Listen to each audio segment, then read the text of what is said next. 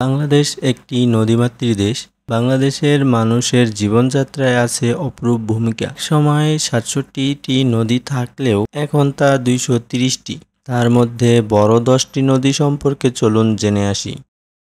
আপনি যদি এই চ্যানেলে নতুন হয়ে থাকেন তাহলে চ্যানেলটি সাবস্ক্রাইব করে পাশে থাকবেন, যাতে নতুন এরকম কোনো ভিডিও মিস না করেন। 10. যমুনা নদী। যমুনা নদী প্রধান 3টি নদীর মধ্যে একটি। এটি ব্রহ্মপুত্র নদীর প্রধান শাখা। এর পূর্ব নাম চোনাই। যমুনা নদীর কয়েকটি উপনদী হল আত্রাই, ধরলা, করতোয়া।